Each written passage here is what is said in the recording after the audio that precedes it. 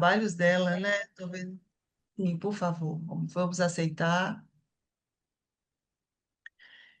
Primeiro, eu gostaria muito de agradecer a sua presença, a sua gentileza, a sua disponibilidade de quebrar. A gente está sabendo aí, além da sobrecarga na sua agenda muito já lotada, nós estamos quebrando a sua rotina de sono. Então, eu peço desculpas e agradeço ao mesmo tempo a sua concessão e a sua disponibilidade, né?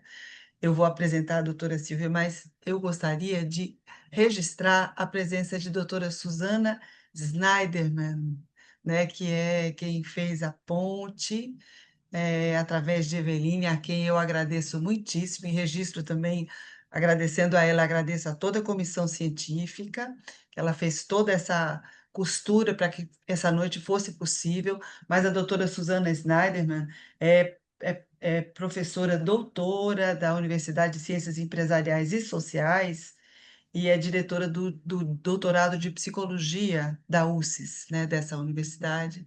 Então, muito obrigada, que bom que você esteja aqui, obrigada pelo contato. E agora, a apresentação da doutora, obrigada também à diretoria científica, vou agradecendo no nome de Dinora, mas eu gostaria de apresentar a doutora Silvia.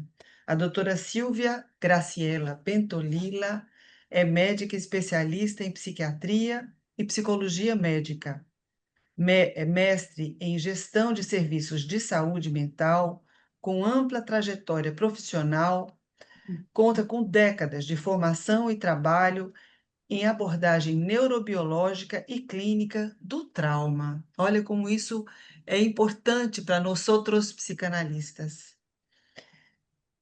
Contribui na gestão sanitária e na inclusão de intervenções preventivas com pessoas, famílias, comunidades em condições de vulnerabilidades afetadas pelo impacto de incidentes críticos, emergências e desastres.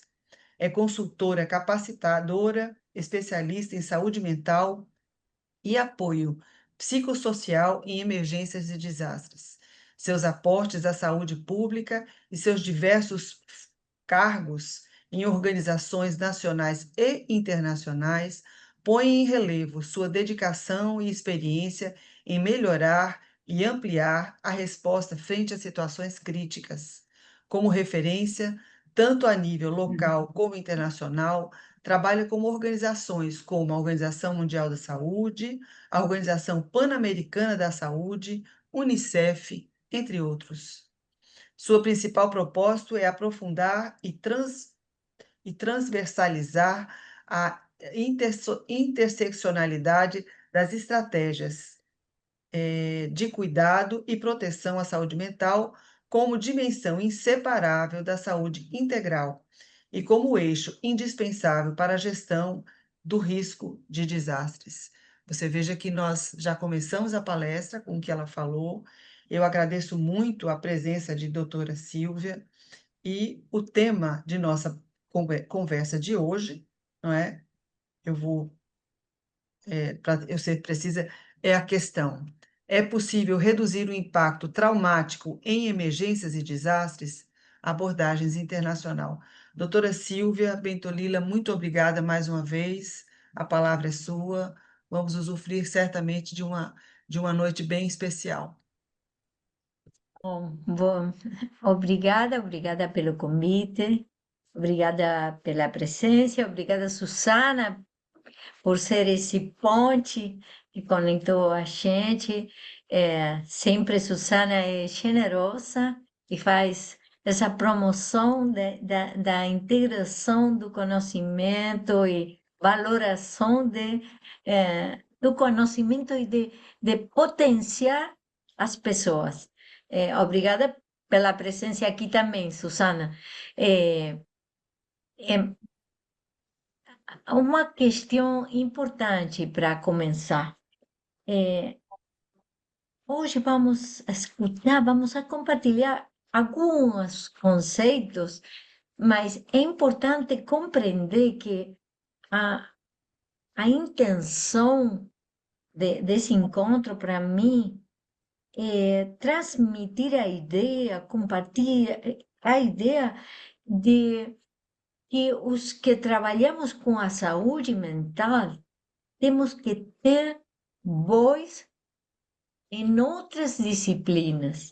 Não ficar somente falando entre nós, que é muito importante para reduzir e para fazer a gestão de risco, de desastre, que os que são de outras disciplinas compreendam que sem a inclusão da dimensão da saúde mental, não é possível fazer redução de risco de desastre.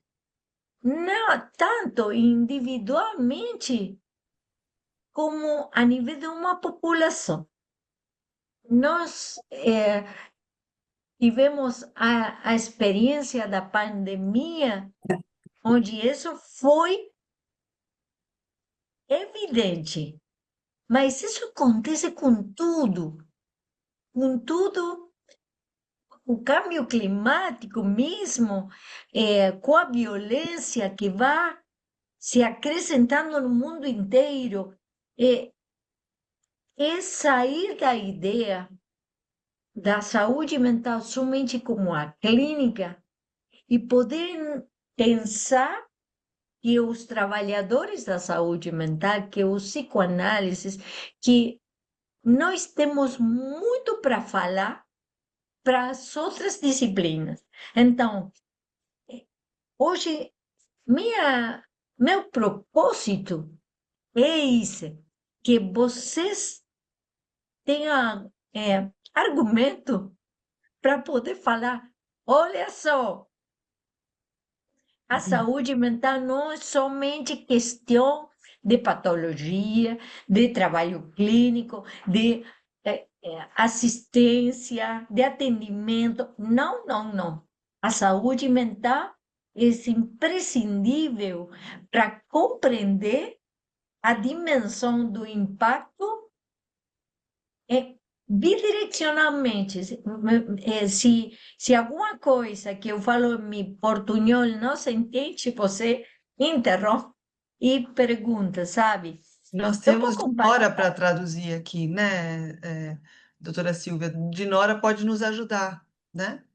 Cuando Ótimo, quieran, yo estoy a las órdenes, cuando quieran. ótimo. Aqui tudo é ótimo. Vamos a. Eu preciso compartilhar a tela. Sim, sim, por favor, vou pedir para Elian, deixa eu ver se ela está escutando ou se ela pode fazer. Só um minutinho. Sim, já deu. Já? Tá. Sim.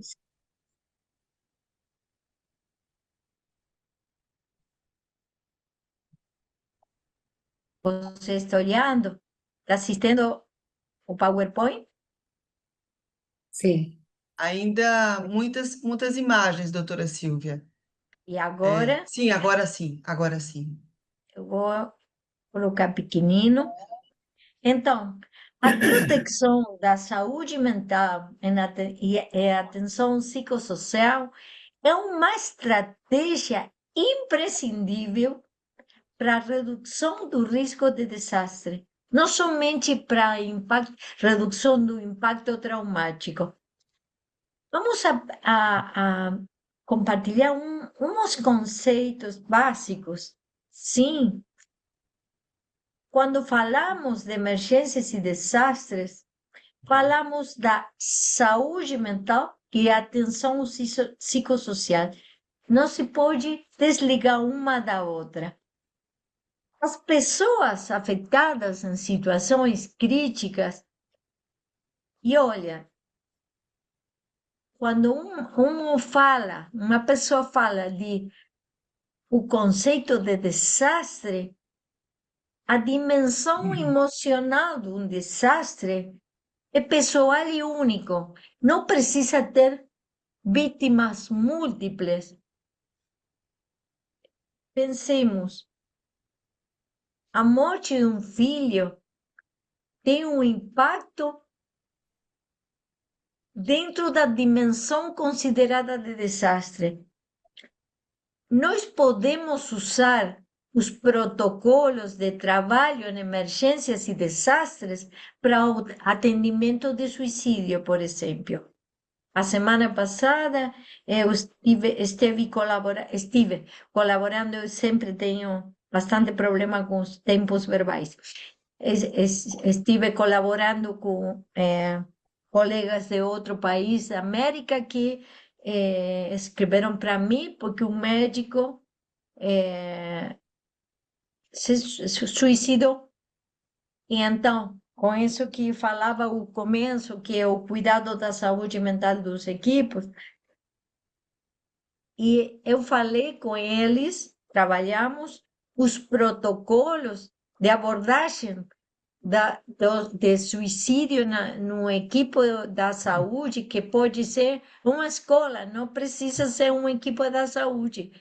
Com essa perspectiva da abordagem da emergência e desastre. Por quê?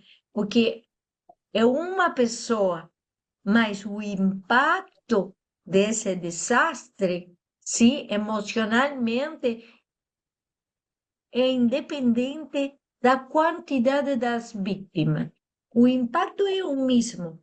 Por conta disso, é importante entender que isso que vamos a compartilhar hoje, à noite, é de utilidade não somente para trabalhar em uns grandes desastres, porque as pessoas pensam, é para trabalhar somente em um encheu, um terremoto. Não, não, não, não. Se você tem que fazer uma abordagem de prevenção ou pós-prevenção em uma escola onde um adolescente se suicidou, você pode usar essas mesmas estratégias que são as que são usadas por OPAs, por OMS, por Unicef. Então, quando falamos de quem são os afetados em situações críticas, tem uma classificação que não é por intensidade, não é simplesmente essa classificação é feita porque as estratégias de abordagem são diferentes para os afetados diretos, os que sofrem em primeira pessoa, o sobrevivente de um incidente vial, um veterano de uma guerra, e os familiares, os equipos de intervenção, porque tem todo um capítulo especial que é dedicado às estratégias do cuidado da saúde mental dos equipos de intervenção. As comunidades que têm um conceito de comunidade que é importante compreender, que não é somente... podemos tomar um exemplo agora mesmo. Vocês hoje não moram em Recife, hoje moram em diferentes lugares, mas são a comunidade psicoanalítica. Por quê? Porque compartilham interesses, princípios, cultura. O conceito de comunidade não é que mora em uma região, em um lugar. O conceito... Por que falo isso? Porque, por exemplo, se você tem que fazer uma intervenção agora, more uma automobilista da Fórmula 1 e tem que fazer uma intervenção com essa comunidade. E eles não moram no mesmo lugar. Então, eu lembro uma família aqui em Buenos Aires, que é judia ortodoxa, que morreram 3 integrantes dessa família em um incêndio, por causa de que seu apartamento ficou destruído por fogo. que aconteceu? Essa família que morava aqui não aceitou que o pessoal de saúde da Buenos Aires fizesse essa intervenção, porque eles não compreendiam suas pautas culturais. Você me entende? Então, quando temos que pensar uma intervenção em emergência em uma comunidade, temos que pensar quais são seus interesses, sua cultura, seus princípios. E temos algo muito importante, que são os afetados por estresse vicário. O que significa o estresse vicário? É o estresse do testigo, de testemunha, mas a questão muito importante é que nós, todos os que estamos agora aqui conectados nessa fala, neste encontro, temos risco de padecer o estresse vicário, porque o estresse do quem está escutando sofrimento humano extremo o dia inteiro. Por exemplo, o impacto traumático de os equipos que trabalham com vítimas de violência doméstica é altíssimo a nível mundial. E não tem preparados recursos para proteger a saúde mental. É um trabalho de risco, de alto risco. Como os equipos da saúde, pensa que os médicos temos 3 vezes a taxa de suicídio da população geral no mundo. Mas temos uma profissão de risco, mas não temos capacitação para lidar com isso. Você compreende a ideia do que essa classificação, esse parcelamento, é porque as estratégias de intervenção são bem diferentes quando trabalhamos com as vítimas direitas, os familiares, os equipos de intervenção, ou com nós. Quais são nossas estratégias de proteção da saúde mental para trabalhar o dia inteiro com sofrimento humano? Os psicoanalistas têm isso já previsto. Acredito que no Brasil também, porque o psicoanalista precisa de ter seu próprio análise. Eu conheço a professora Susana porque eu fui paciente do professor Maldaski, um grande psicoanalista argentino, que seguramente você conhece. Então, todos nós sabemos que temos que ter um espaço de cuidado de nossa saúde mental, mas essa não é a regra geral.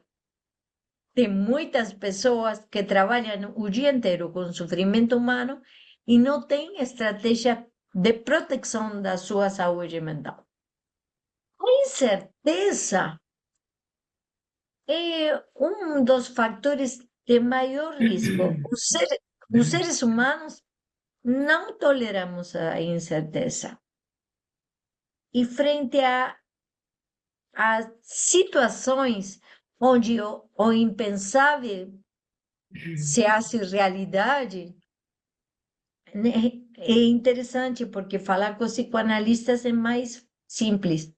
Eu não tenho que explicar a você que significa o ordem do impensável. Que quando eu trabalho com bombeiros tem que explicar isso, não? Então, quando o impensável se hace realidade, se altera a dimensão do controle interno.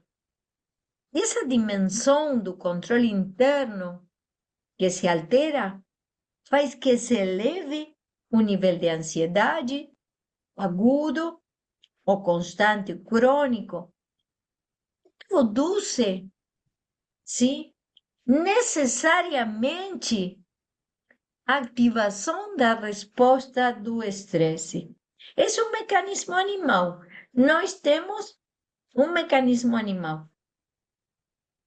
Agora, a diferença com o resto das espécies animais é que nós, os animais, em geral,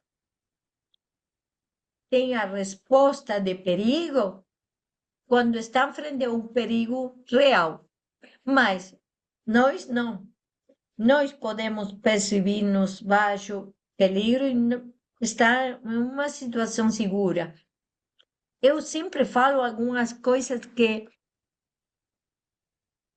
têm uma aparência quase insignificante, mas o avanço do tempo, o envelhecimento, a perda de um amor, as pessoas, a gente pode vivenciar como um desastre, um divórcio. Sim, e o impacto na saúde mental desse divórcio é da dimensão do desastre. Para alguma pessoa, será a gente não se quer mais, cada um sigue seu caminho, mas para muitas pessoas que nós fazemos o atendimento, e alguém fala, eu já não sinto a mesma coisa por você, eu desejo que nós, não? E por isso é tão importante entender que a dimensão emocional do desastre é pessoal, é única, e o impacto do estresse é o mesmo, dependendo da percepção.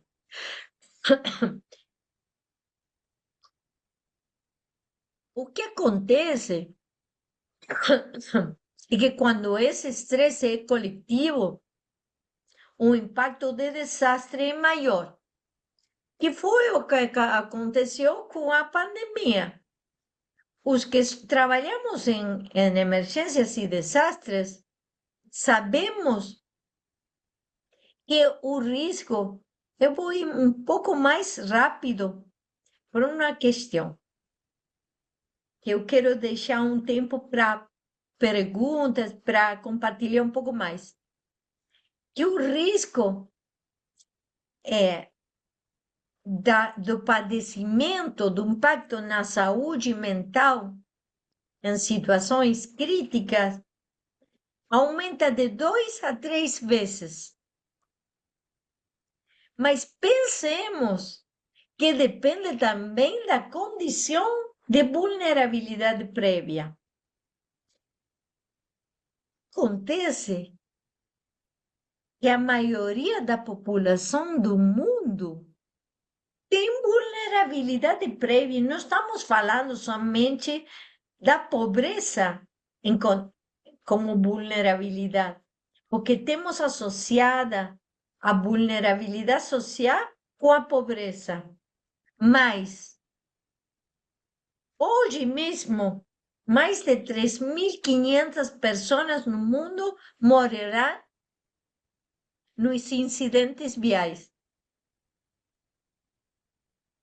Temos essa vulnerabilidade que poderíamos baixar e não tem nada a ver com a pobreza. Nós que trabalhamos com a saúde mental das pessoas, poderíamos falar, acontece que não fazemos a prevenção, porque quem conduz bêbado é um problema da saúde mental ou não?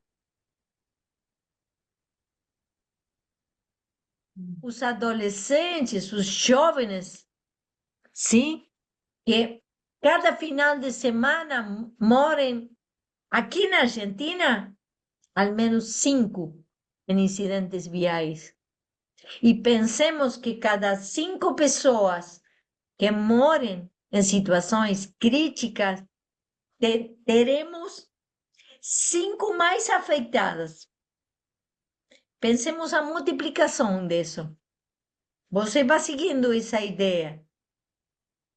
Olha, se não temos que falar, olha só, a dimensão da saúde mental pode diminuir o risco desse desastre que acontece no mundo inteiro, que são as mortes por incidentes viais, todos eles preveníveis, onde o fator humano é determinante para que aconteça.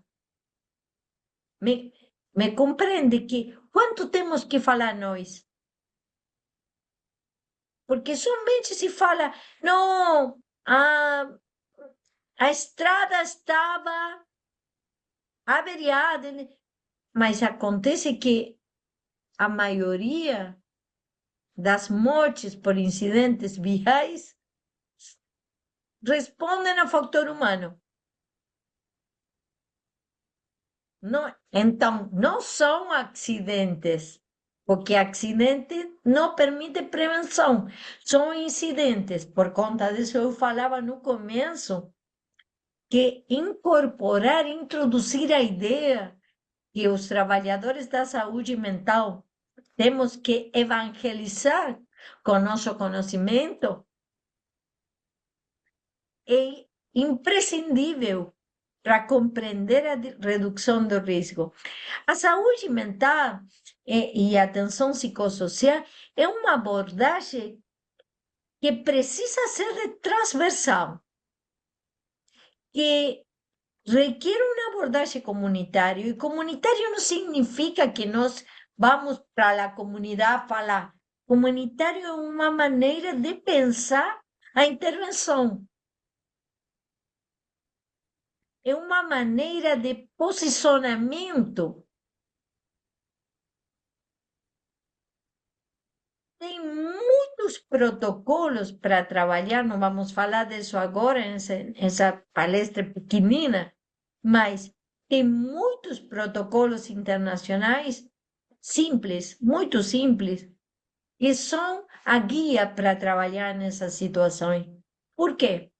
Porque nós, os especialistas, temos que ser agentes multiplicadores. Nós temos que levar essa palavra a outros atores, a políticos, a educadores, a escola. Por quê? Porque as intervenções no momento agudo não são nossas. Na escola está o professor, na via pública está a polícia, na justiça está o funcionário judicial. Então, nós temos que formar, capacitar essas pessoas para que incorporem na sua tarefa as ações de prevenção na saúde mental. Tem uma quantidade de princípios.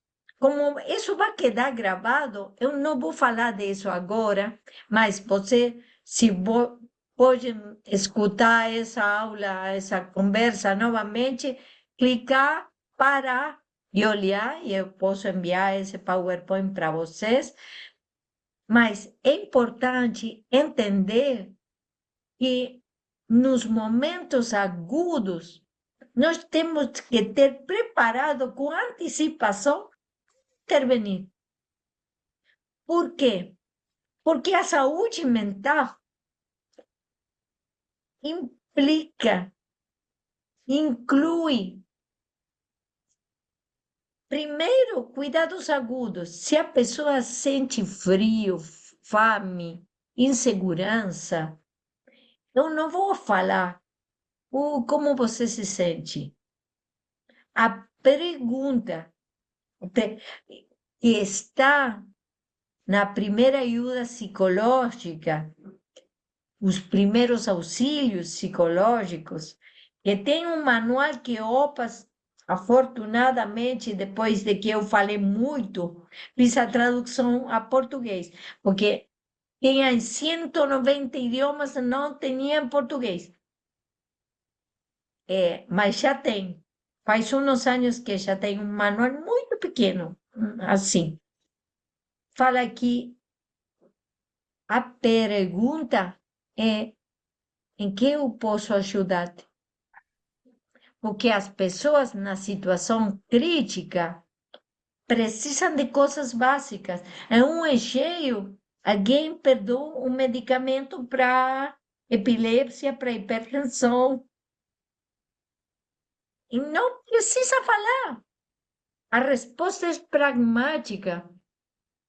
Compreender isso faz que os equipos tenham uma preparação prévia. Não ajuda no primeiro momento, nesse momento agudo, é pragmático. Por quê?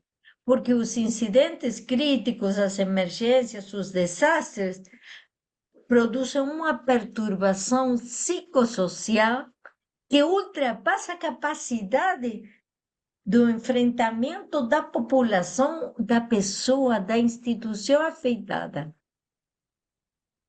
A escola fala, liga para mim, olha, o que fazemos com isso? Morreu um menino que de uma morte súbita. Não sabemos como falar com os pais dos outros. Não sabemos o que fazer na aula. Não sabemos. Liga para mim para fazer. E tem esses protocolos, porque não é questão de que a gente fale de seus sentimentos nesse momento. Porque o que se sabe que essa fala pode retraumatizar. E hoje vamos a saber por quê. Vamos a ter o conhecimento neurobiológico de por que, nesse momento, não tem que promover a fala. Se a pessoa quer falar, fala. Mas nós não temos que promover a fala. Temos que ficar escutando e falando em que eu te posso ajudar. Hoje vamos a ter o fundamento disso, que é uma questão muito importante de compreender, porque sabe que temos uma. Eu vou ir diretamente, porque estou olhando agora, frente à ordem do impensável. Perdona essa disrupção, mas estou olhando agora e não vamos a ter tempo para compartilhar algumas coisas, para perguntas, para um pouco de intercâmbio, porque a ideia não é que isso seja um monólogo. Quando o ordem do impensável se hace realidade, impacta.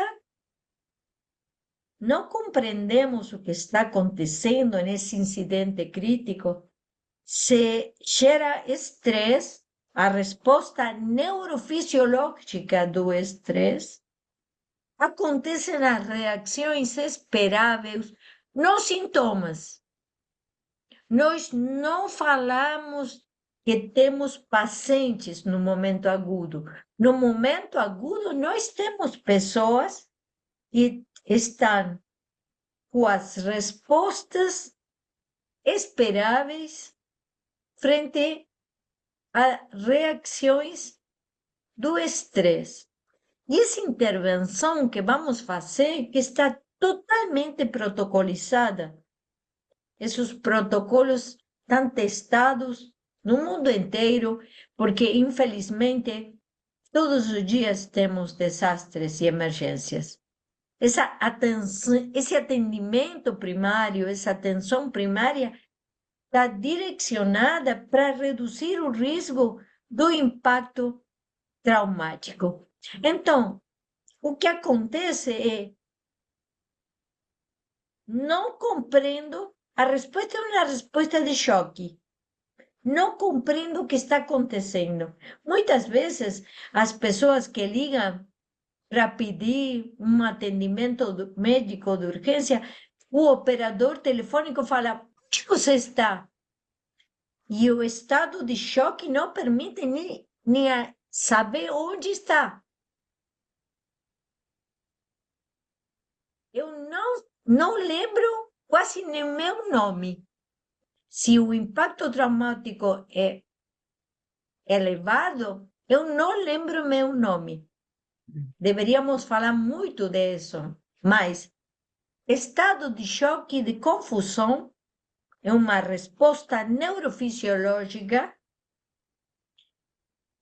famosa do ataque ou fugida, sabe? Mas depois desse momento, o que acontece é que eu fico com estado de hiperalerta. Imagina o gatinho sim, no estado de alerta. Pensa agora como está a população no mundo inteiro. Estamos em uma alta porcentagem nesse estado de alerta. Saímos. Você que mora num lugar maravilhoso, não, Sandra, mas os que moram no centro de Recife, acredito que esse estado de alerta, porque os que moramos nos grandes centros urbanos, por assalto, por som, por incidentes viais, temos múltiplas situações por las que esse estresse, essa resposta de estresse está quase permanentemente ativada. Como se manifesta? Irritabilidade, ira, ansiedade, agitação. E tem uma questão muito importante, que a atenção é uma função psíquica. Você já sabe. Então, muita coisa eu já sei que vocês já sabem, eu vou bem rápido. Mas lembra que a atenção é como um bolo. Esse bolo tem uma partezinha assim, involuntária, que faz que aqui não tem cheiro a gás, não tem nenhum som estranho, estou tranquila, estou na minha casa. Então, toda a minha atenção, quase tudo bolo é atenção voluntária. Mas quando eu fico hiperalerta, porque a resposta do estresse se ativou, aumenta a atenção involuntária e diminui a voluntária. E o que acontece é que concentração é uma função psíquica que depende da atenção. Se eu tenho atenção involuntária alta e atenção voluntária baixa, não vou concentrar, não me vou concentrar. E a memória é uma função que depende da concentração. Então, o que acontece é que no momento agudo eu estou hiperalerta.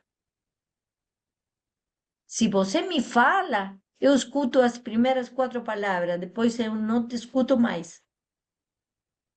Não tenho a capacidade. E se você me fala muito, isso aumenta a hiperalerta.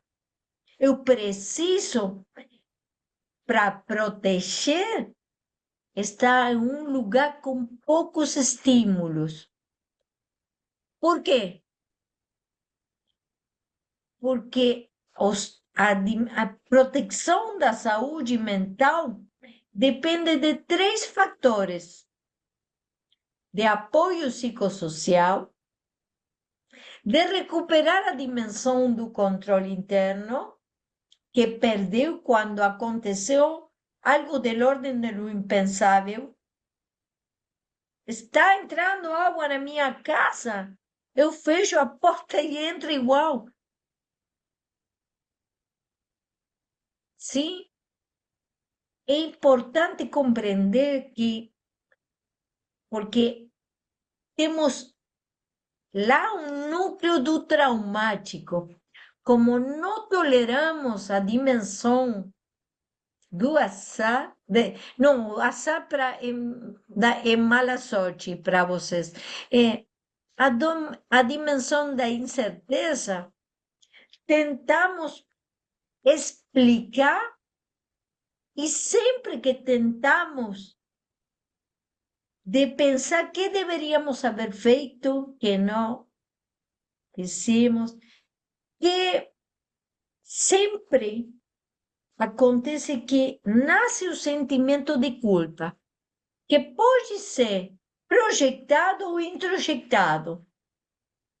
A culpa do sobrevivente, nos veteranos de guerra, sobreviventes de holocausto, se a culpa do sobrevivente é um dos eixos mais importantes do impacto traumático. Você fala mais, o que acontece com isso? Que eu deveria haver feito, porque ele morreu com essa bomba e não morri eu. Tentando explicar o que não tem explicação, aumenta o sentimento de culpa. Então, é importante, voltamos para aqui, que temos 3 fatores que vão diminuir o impacto do evento traumático: o apoio psicossocial, a dimensão do controle interno, que quando a pessoa começa a falar isso, ter estratégias para falar, olha, não se pode controlar o passado. Eu tive que assistir uma dessas pessoas, eu não sei se você lembra, esse edifício grande em Miami, que caiu, e tinha um jovem que havia dado para uns amigos seu apartamento, e ele tentava pensar por que eu di. Seus amigos morreram ali. Mas, olha, você deu com amor. Você jamais ia pensar que esse edifício vai cair. Mas ele não parava com esse sentimento de culpa. Sim? E o terceiro fator, e aí vamos a por que não tem que se falar, é cortar a percepção da ameaça. O que acontece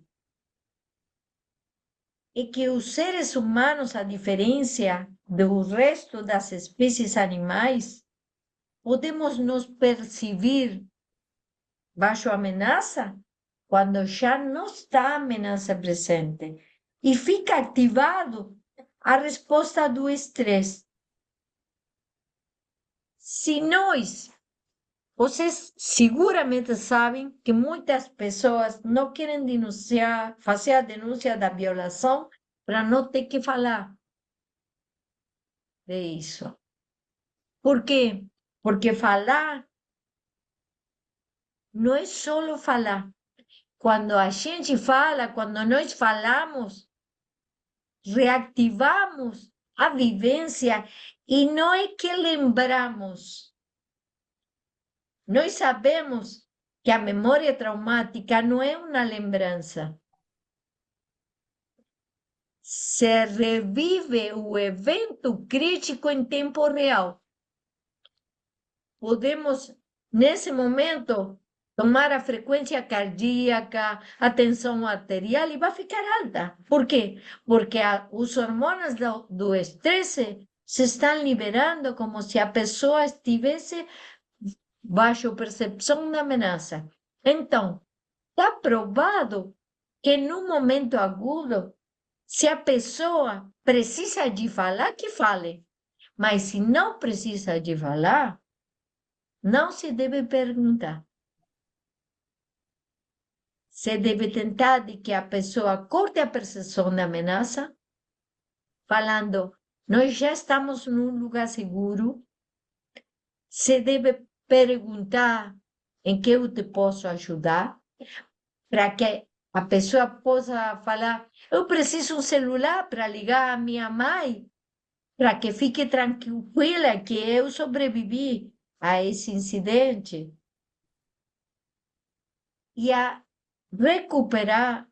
Hoje, nesses dias, temos vários lugares no mundo que estão em guerra. Eu trabalho com muitas pessoas que estão morando em lugares que estão bajo ameaça de bomba. Como a pessoa pode estar nesses lugares sem estar com a percepção da ameaça ativada permanentemente? Porque o que acontece é que diretamente proporcional o risco de impacto traumático no longo prazo ao tempo de percepção da ameaça, não do impacto da situação. Ou seja, eu tenho que ajudar as pessoas a cortar a percepção da ameaça, diminuindo tudo aquilo que ative a resposta do estresse. Você se lembra dos meninos que ficaram numa caverna? Sandra lembra, não sei se o demais lembra, que ficaram vários dias e quando saíram, que lograram resgatá-los, eles sobreviveram por quê? Porque o professor, o treinador que estava com eles, conhecia técnicas da respiração. Porque em situações de hiperalerta aumenta os latidos do coração, a frequência cardíaca, a tensão arterial e a frequência respiratória. Nós temos uma respiração curta, superficial, que gera mais ansiedade e mais hiperalerta. Por conta disso, se nós pensamos nesse quadro que está agora na tela, essas reações específicas no momento agudo, se não cedem no tempo, são a base do que depois essa patologia pós-traumática, que é irritabilidade, ansiedade, memórias traumáticas e condutas evitativas. Quais são essas condutas evitativas? De anestesiamento, porque o hiperalerta é muito desagradável. Eu estou crispa. Sim? As condutas evitativas são de dois tipos. Uma, a mais frequente, é tentar anestesiar o estado de hiperalerta com consumo. Consumo de álcool e consumo de substâncias. Por conta disso, quando trabalhamos com pessoas com problemáticas de consumo, temos que ir a pesquisar o origem. Muitas pessoas começam com consumo do álcool depois de uma situação traumática. Por quê? Eu estou com ansiedade, irritável, não posso dormir e começo com uma cervejinha. Vocês não tomam tanto vinho como nós. Sim, uma cerveja. Mas acontece que tem um mecanismo químico do fígado que tem o nome da tolerância. Que significa isso? Que o fígado produz uma enzima para metabolizar o álcool. Então, cada vez você necessita mais quantidade para conseguir o mesmo resultado. Começa com uma cervejinha e termina. Eu muitas vezes me surpreendo, não? Os brasileiros comprando esses pacotes com 12 latas de cerveja, não? Essa quantidade tem muito, por las dudas. Porque o problema do álcool é um problema muito grave. E em Brasil, um problema gravíssimo, porque está quase naturalizado. E se voltamos para falar da redução, por exemplo, da violência doméstica e dos incidentes viales, o álcool e os consumos estão diretamente relacionados com situações de violência e de incidentes viais. Se compreende como isto é uma trama onde, se eu posso trabalhar no momento agudo de um incidente crítico, e então eu faço uma intervenção que aponte a essas 3 direções: apoio psicossocial. Tudo isso requer de capacitação. Eu estou fazendo uma síntese. Imagina que tem 44 diapositivas, não vou passar nenhuma mais. Estou fazendo uma síntese muito apertada para compreender que temos que capacitar-nos. Como se faz esse apoio psicossocial? Porque não é qualquer, não é um atendimento clínico. Não temos paciente, não é uma intervenção clínica. Não é algo que nós vamos fazer, é algo que tem que fazer o bombeiro, o professor, o trabalhador judicial, a polícia. Todo mundo tem que fazer no primeiro momento da resposta. Nas escolas, que agora no mundo inteiro cada dia são mais violentas. Então, apoio psicossocial, como se faz? Tem quantidade de protocolos para fazer isso. Como eu ajudo a que a pessoa recupere a dimensão do controle interno, ainda quando está em contexto de guerra, ou de violência, ou de vulnerabilidade? Como faz isso? Tem protocolo para fazer isso. E como eu ajudo a que a pessoa corte a percepção da ameaça? Por quê? Porque se a percepção da ameaça fica ativada, não importa onde eu esteja. Eu posso estar aqui em minha casa, e se estou em hiperalerta, vou estar pensando, primeiro, em uma situação de ansiedade, de inquietude, não vou poder dormir. Mas vou estar pensando, como vou anestesiar isso? E o que pior,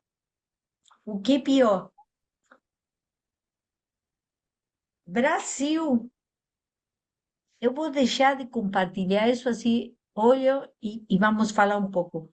Brasil, como a Argentina, tem uma das maiores taxas de consumo de benzodiazepinas, de tranquilizantes.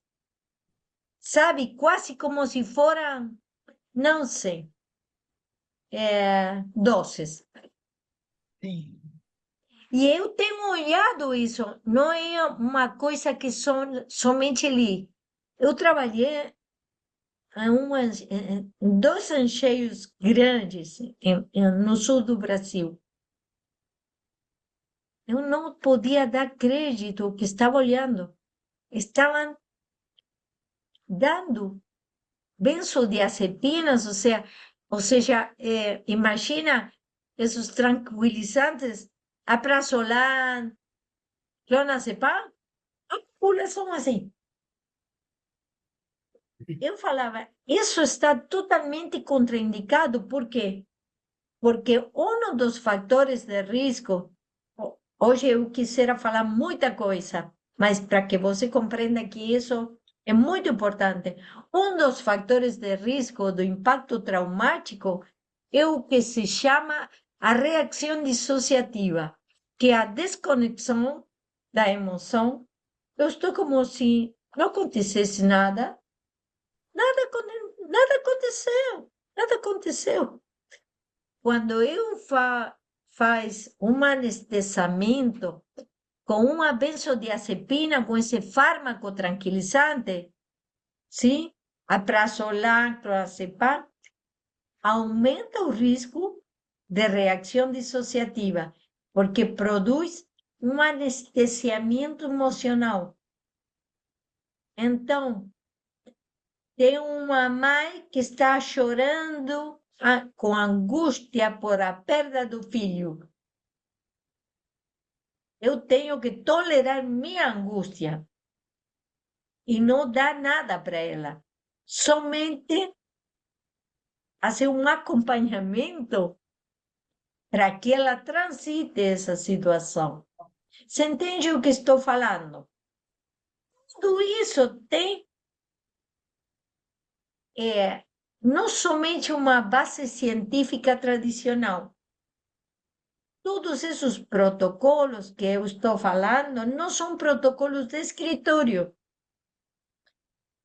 Os que trabalhamos nas emergências, temos permanentes encontros, agora são virtuais, para atualizar e testar que isso que foi feito foi melhor que o outro. Quando falam, por exemplo, tem que fazer MDR. MDR é uma técnica para trabalhar com memória traumática. É fantástica, mas não é para momento agudo. Em momento agudo está absolutamente contraindicado. Isso está testado. Então, quando fala, vamos fazer MDR no meio de um terremoto. Não, meu Deus. Isso não se faz nesse momento. Então, para fechar isso e falar um pouco, para compartilhar um pouco, que não seja um monólogo. Temos muitos protocolos. Depende se vamos fazer uma intervenção com afetados direitos, com as famílias de mortos ou sobreviventes, com equipes de intervenção, com uma comunidade, ou com equipes que têm um trabalho que produzem um estresse vicário, equipes que trabalham com refugiados, com a violência, com migração forçada. Temos de tudo isso nós. Temos que usar técnicas e protocolos específicos. Está tudo escrito. É fácil. Precisa de treinamento, mas é fácil. Mas temos que saber que muitas vezes uma intervenção errada aumenta o risco do trauma.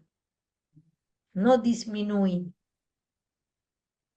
Não se deve fazer diagnóstico no momento agudo, porque a pessoa está com a resposta do estresse e o que tem são reações, não são sintomas. Então, não se pode fazer diagnóstico, porque as pessoas fazemos loucuras quando estamos nesse estado. Podemos tirar qualquer coisa, podemos voltar para uma casa cheia de fogo. É porque estamos loucos? Não, não estamos loucos. É a resposta neurofisiológica do estresse coloca a pessoa em estado irracional. Então, é importantíssimo compreender isso. Por quê? Porque intervenção não é uma intervenção clínica.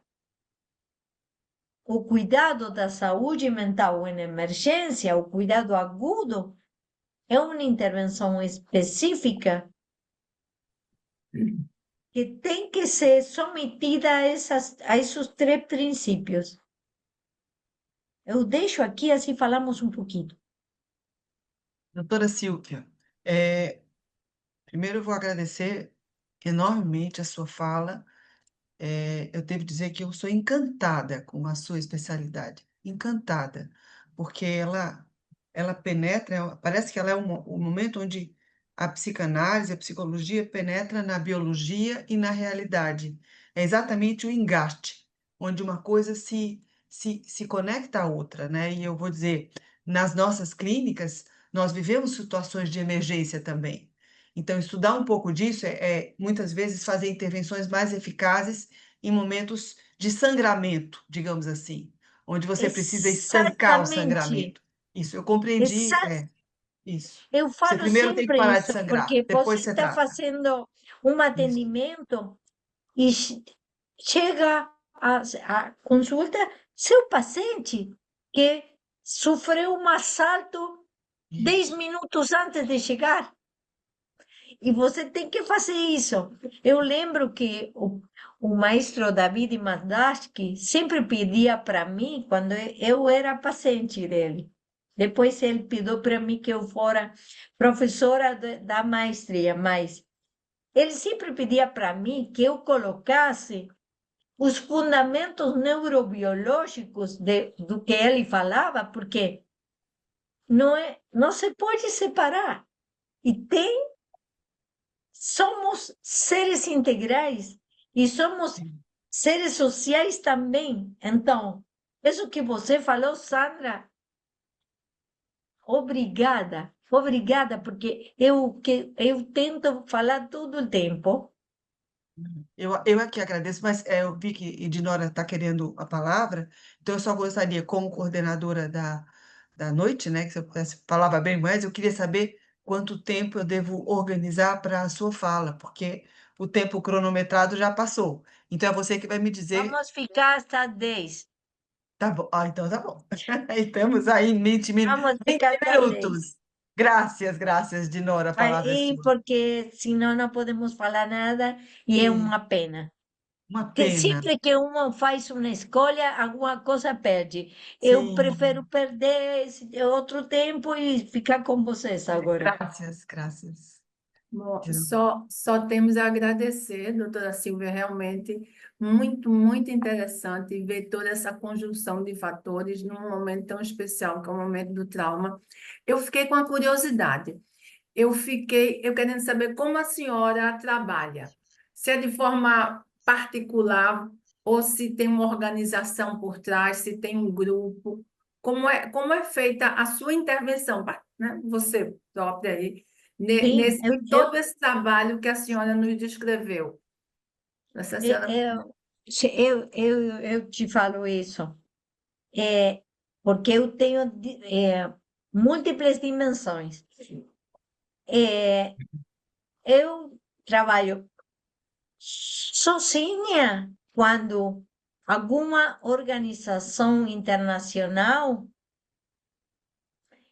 como OPAS, como Unicef, como ACNUR, pide para mim, vem para cá que precisamos da sua ajuda. Então, eu vou habitualmente presencial, durante a pandemia foi virtual, mas habitualmente presencial, porque requer de muitos encontros. Eu vou, e dependendo do que precise, muitas vezes meu trabalho não é direito com a população afetada, quando os organismos internacionais pedem ajuda, sim, direta. É com quem o que se chama COE, Comando de Organização de Emergência, que são quem têm a cargo a resposta geral. Essa é uma situação. Tem outra situação quando pedem para mim a nível individual particular, precisamos que você faça essa intervenção nessa escola, porque um adolescente bateu com uma arma diante dos outros alunos. Esse também é o bom, instituição, vou trabalhar, faz um planejamento da tarefa e trabalho com os jovens, com as famílias, com integrantes da escola, depende da necessidade. Essa é a nível individual. Tem outros exemplos de resgate, mas eu fundei na província de Buenos Aires uma equipe que depende do Ministério da Saúde da província de Buenos Aires. Eu fundei, criei uma equipe da saúde mental em emergências e desastres. Eu já estou aposentada dessa equipe. Este ano, nesse mesmo momento, se cumprem 20 anos da fundação dessa equipe. É uma equipe da saúde mental que tem vários objetivos. Um objetivo é a intervenção direita, como essas que te falava, mas o maior propósito é a capacitação permanente de toda a primeira linha de resposta. Então, capacitamos bombeiros, socorristas, maestros, diferentes, equipes da saúde, o tempo inteiro. Então, a nível institucional, eu ainda colaboro com esse equipe, que é um equipe da saúde pública. Mas, em outras situações, pedem para mim ir a capacitar. Eu agora trabalho em muitas capacitações em diferentes lugares. Em províncias da Argentina, o que seria o equivalente a estados de ustedes, de vocês, sim? Em províncias da Argentina, ou em outros países, em situações particulares, por exemplo, em resgate de pessoas vítimas do terrorismo. Tem múltiplos, diferentes trabalhos. Mas, nesse momento, eu estou fazendo uma intervenção que muitas coisas são por questões confidenciais, não se pode falar, estou fazendo dois assessoramentos e o que tenho estável de muitos anos, se cumprem 20 anos de um programa e 10 de outro, eu coordeno 2 programas da saúde mental para médicos com problemas da saúde mental, que são 2 programas confidenciais, totalmente confidenciais, onde os médicos pedem ajuda, eu faço a avaliação e coordeno uma equipe de terapeutas e faz a derivação a tratamento desses médicos, muitos com depressão, com burnout, com adicções, com diferentes quadros clínicos. Eles ligam a um telefone, eu faço essa primeira consulta, o diagnóstico individual, mas também situacional e institucional, porque muitas vezes são situações de violência institucional, o que os familiares de pacientes bateram um médico, ou o chefe foi violento, diferentes situações. Esse é um campo mais clínico, mas porque faz mais de 30 anos que eu me especializei em estresse ligado ao trabalho, os burnout e estresse ligado ao trabalho. Então, por conta disso, eu tenho a cargo essas 2 equipes de trabalho que dependem, que não são privados, hein? Dependem dos colégios de médicos. Hum. Eu sou a coordenadora que o colégio de médico escolheu para fazer essa tarefa. Então, são múltiplas coisas, porque o trabalho em emergência, como lembra esse quadrinho de afeitados e que para cada um tem diferentes estratégias, diferentes protocolos, sabe? Uhum. Então, dependendo é a estratégia. Mas eu trabalho no campo das emergências e desastres mais de 3 décadas já. Olha só. Eu acho que a Arleide, doutora Silvia, se tiver terminado, a Arleide queria fazer uma pergunta. Não sei se ela mantém a pergunta dela. Eu já levantei a mão, Sim. abaixei e estou aqui. Boa noite, doutora Silvia, muitíssimo grata. É um trabalho assim extraordinário, né? Eu cada dia mais fico pensando o quanto todos nós da saúde mental precisamos de um treinamento dessa natureza. É, e de quantas vidas se pode salvar, né, com assistência, que não sei nem como a gente chama, com essa assistência emergencial. Enquanto a senhora falava, eu lembrei, inclusive o seu exemplo foi sobre celulares, né? Tudo que a pessoa precisava era um celular. Eu lembrei uma ex-aluna que se ofereceu, estava na França trabalhando, dando assistência ao pessoal que estava chegando da Ucrânia no começo da guerra. E ela disse, ficou assim muito impressionada, porque as pessoas chegavam e a primeira coisa, o desespero era por um carregador de celular, exatamente, né? E assim,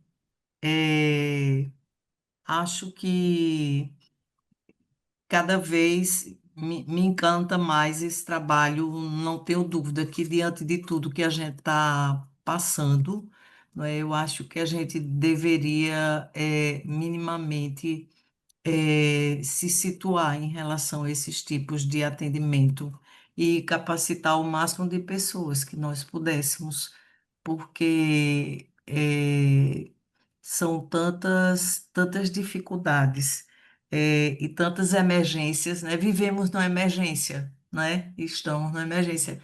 Extraordinário o seu trabalho, extraordinário. É, os protocolos que a senhora falou, eu vi eu acessei, no começo desse ano. Eu penso que era um da OPAS mesmo, o OMS. Esses protocolos, a maioria deles estão disponíveis no Sim, site da sim, né? E quase tudo são em quase todo. formato PDF e de Sim, acesso livre. Eu sim. posso enviar alguns pelo WhatsApp, porque eu tenho essa bibliografia. São todos livres. Você pode, por conta disso, eu falei que eu insisti, porque eu trabalhei com OPAS Brasil faz hum, mais de 15 anos atrás. E eu falei no encontro, olha, não pode ser que está bem, OPAS é América Latina, mas tem em inglês, tem em francês, não tem em português. O maior país da América é Brasil, não tem português. Então, falei, eu sou insistente. A Susana que me conhece já sabe. Falei tantas vezes e fizeram minimamente a tradução de várias coisas. É, o manual de primeiros auxílios psicológicos está em português. Eu posso enviar pelo WhatsApp a Esse Eveline. aí Esse aí eu penso que eu acessei, inclusive É, sim, gostei demais. é É muito bom, porque é bem simples. excelente. São É bem excelentes. Eu queria saber se simples. estão todos lá, porque qualquer um de nós pode acessar e eu acho que é interessante para tudo, não é? Sim, sim, porque é bem simples, mas é útil para você, mas é útil para que você faça treinamento com diferentes grupos, porque o que acontece é que muitas vezes temos que trabalhar em instituições, em diferentes lugares, e com isso podemos fazer uma capacitação mínima, pero sumamente importante em primeira ajuda psicológica. Tem outra Eu- mano por É ali. Cristina Dias. Eu acho que ela Boa quis noite, falar. doutora Silvia. O Boa noite. que, além de tudo que a senhora falou, o que me impactou foi a sua capacidade de transmitir o que a senhora se propôs a transmitir para a gente, assim, de um assunto de uma complexidade tão grande, a senhora conseguiu limpar o campo com frases muito simples. Eu escrevi 3 frases aqui que, para mim, elas vão precisar de ficar grifadas na minha vida, assim. É, que pode ser usada, né, em situações emocionais individuais de grande impacto. A dimensão emocional do desastre é pessoal e única. E a pergunta é: em que eu posso ajudar? Isso me encantou, assim. Vocês me encantaram, porque vocês é incrível, porque essas são é, chaves, são perguntas, é a chave para poder ajudar e para compreender. Sim, Adorei, Cristina, adorei, adorei. obrigada. Obrigada, adorei, adorei. Então, quem sabe, não é?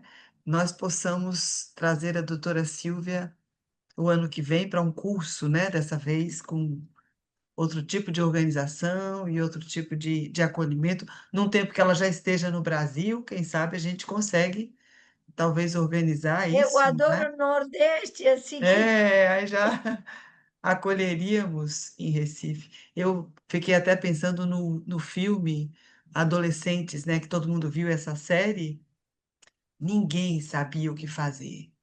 Um passava para o outro, que passava para o outro, que passava para o outro, né? Como isso faz falta, né?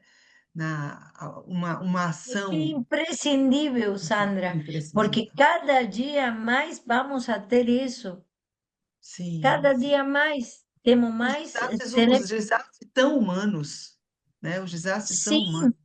e Sim, temos um mundo que promove a violência. Então, os contextos de violência necessariamente aumentam os riscos de incidente crítico, sim, sim. cotidianamente. Então, mas o câmbio climático, olha só, nós temos 1 grau ontem, antes de ontem, caiu neve aqui. Já imaginou? É, Em Buenos Aires? Que lindo! Para gente que está no Nordeste é lindo, viu, Suzana? é, Doutora é lindo, mas é um indicador. Agora, em Portugal, hoje, como eu trabalho disso, tenho uma mirada particular, porque eu estou olhando o dia inteiro que o que acontece em Portugal hoje tem um tsunami de nuvens Sério? por altas temperaturas. Olha só. Imagina! E isso tem que ver com a saúde mental? Sim, sim. Não somente porque isso afeta a saúde mental.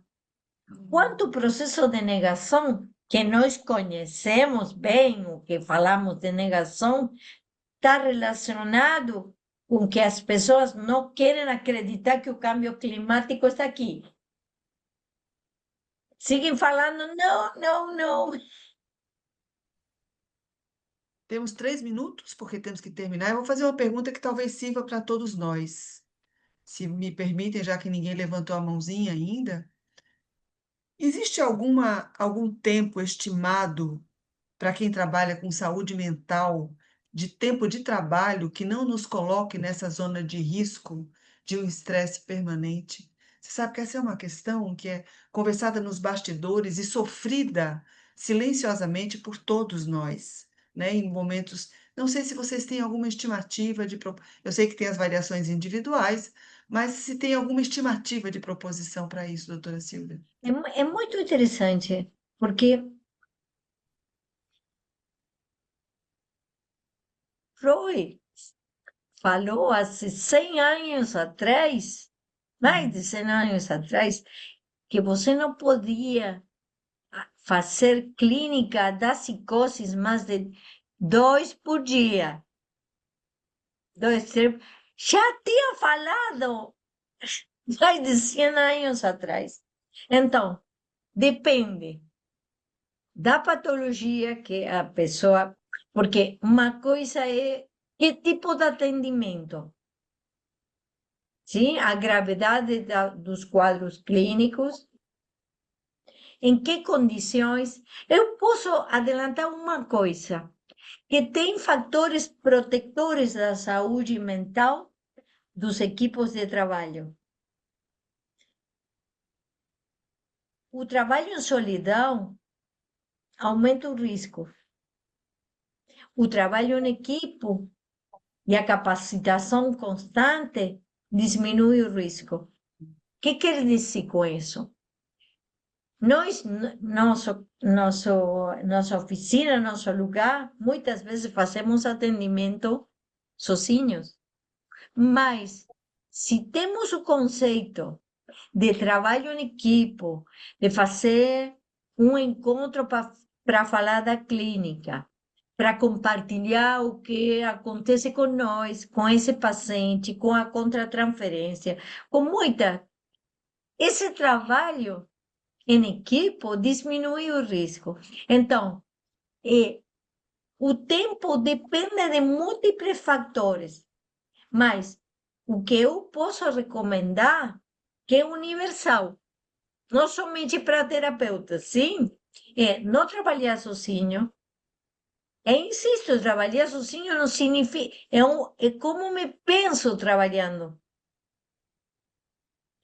Se eu tenho um espaço para compartilhar, para debater, para me nutrir desse encontro, não estou sozinho. Estou sozinha frente ao paciente, com o paciente, mas depois minha elaboração disso não é em solidão. Isso é protetor. A capacitação contínua, se você é enfermagem, se é ambulanciero, se é bombeiro ou se é terapeuta, é a mesma coisa. A capacitação contínua diminui o risco da saúde mental. E a gestão do estresse.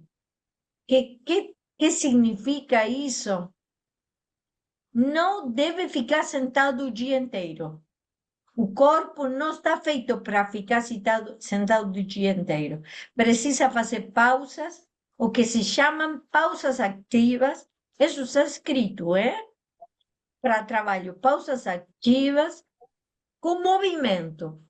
Eu recomendo em grupos pequenos, que eu vou compartilhar com você agora, como última coisa, é que essa pausa ativa seja com movimento e com música. Por quê?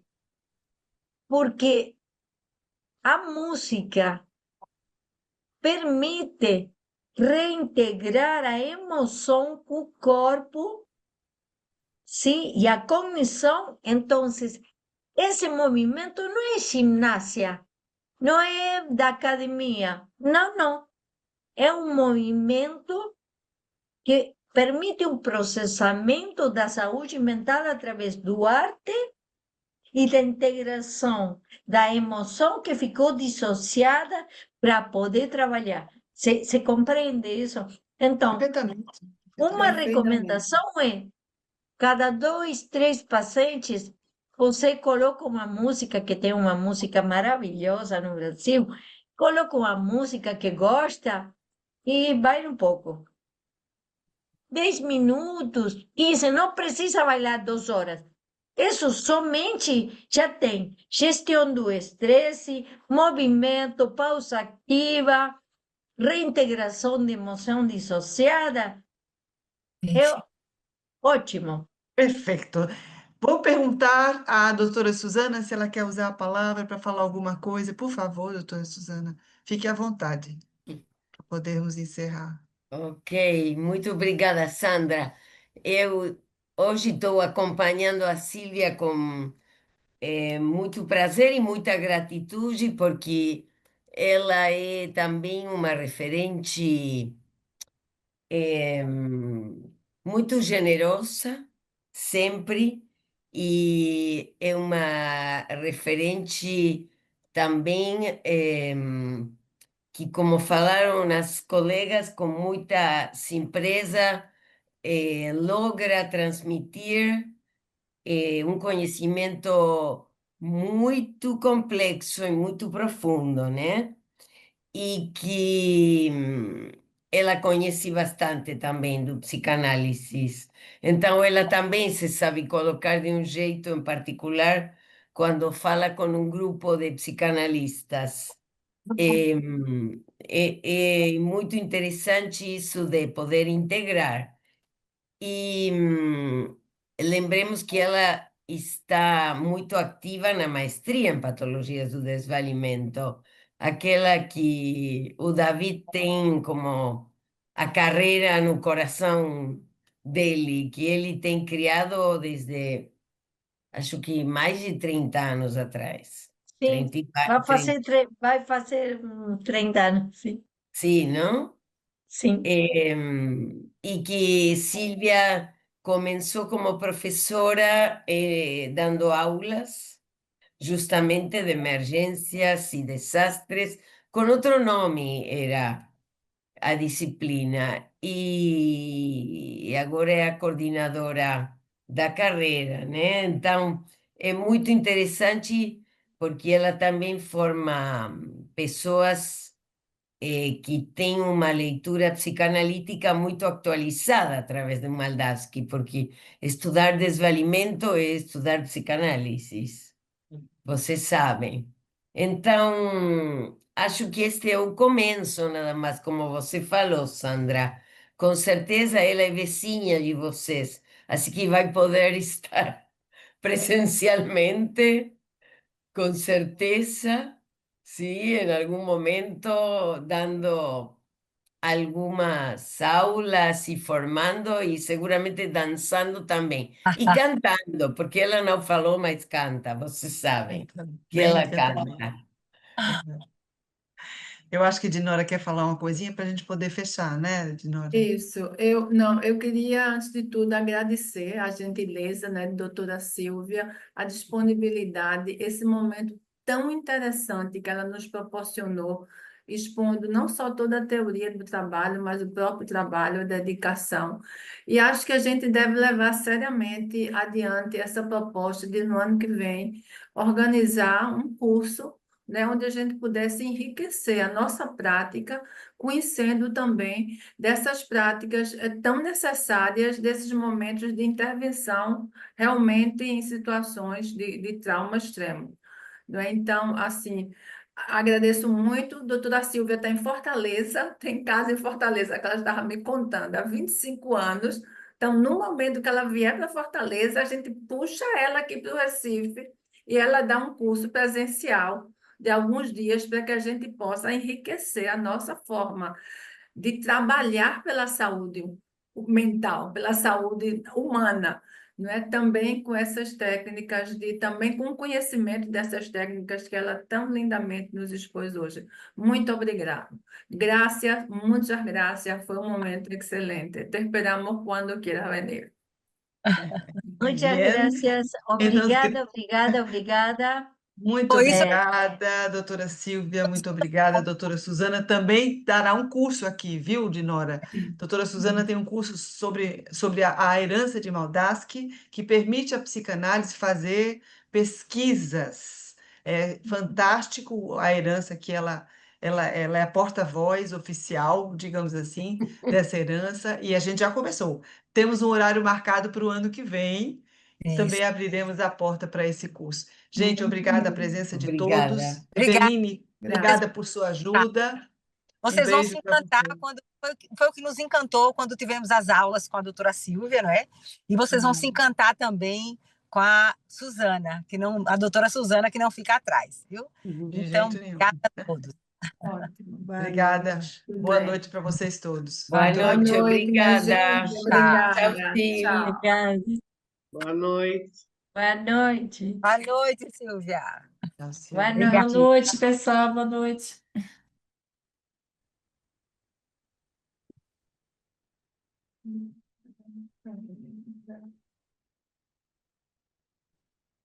Muito bem.